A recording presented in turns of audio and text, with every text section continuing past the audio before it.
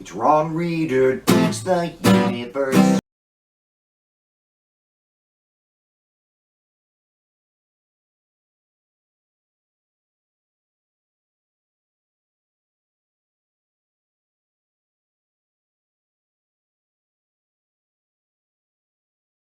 I'm Ron Reader, and this is Ron Reader Digs the Universe. And tonight, speaking ill of the dead.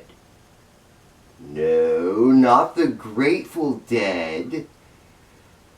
When I was in 4th grade, I was attacked by a 6th grader. He was making fun of me at a convenience store for buying comics.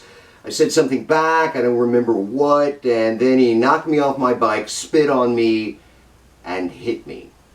I got away, and when I got home, I was a visible nervous wreck. So my mother, who knows the guy's parents, and my older brother went down there and told him off. My assailant was duly intimidated, and it never happened again. Years later, when I was a junior in high school, that guy was stabbed to death in a parking lot outside a bar in Waco. They announced his death on the PA system while we were all in class, and it really upset a lot of people. All I could think was, wow, that's the guy who beat me up in 4th grade, lived by the sword.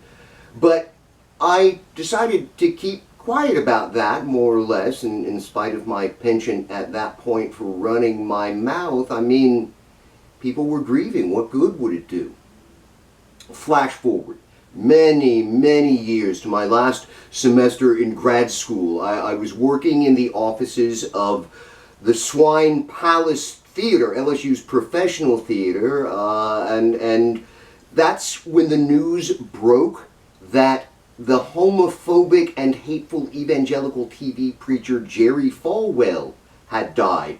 I and some of the other students I was working with started a spontaneous celebration, real ding-dong, the witch is dead kind of stuff.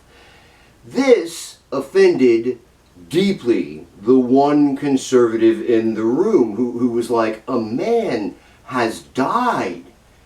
I explained that Falwell's rhetoric had almost certainly led to the deaths of numerous gay people, but he was unpersuaded, which sucked the life out of our death party. He felt pretty solid with his speak no ill of the dead position.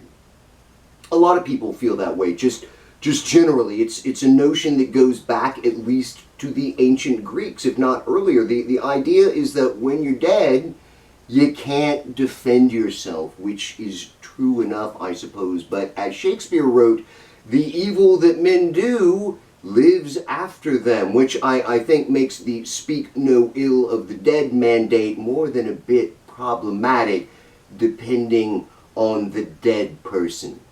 I mean, we're not allowed to try to undo the evil created by someone who's now dead? Ridiculous.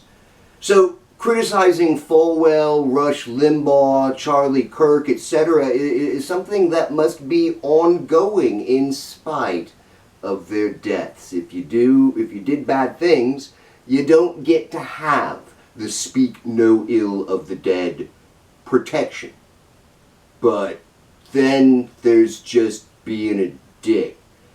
Last Saturday, when former FBI director and special prosecutor for the Trump-Russia probe, the well-respected across party lines Robert Mueller, passed away, President Trump tweeted, "Good. I'm glad he's dead." The president received, in turn, bipartisan condemnation for his words, of course, because our president shouldn't be so petty.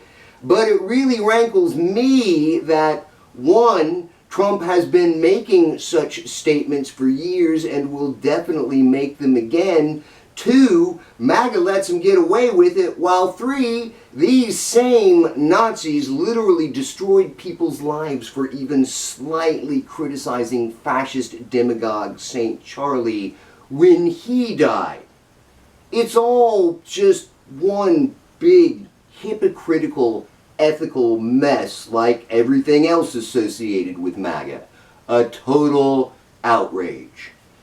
But really, we already know Trump's an asshole. We already know that MAGA is all about being an asshole. This issue about rhetoric is near irrelevant when compared to ICE raids, concentration camps for immigrants, rigging the midterms, anti-liberal pogroms, Venezuela, Iran, and worse. I mean, rhetoric matters in the grand scheme, of course, but right now, this is just another distraction. What we need is to destroy MAGA as soon as possible.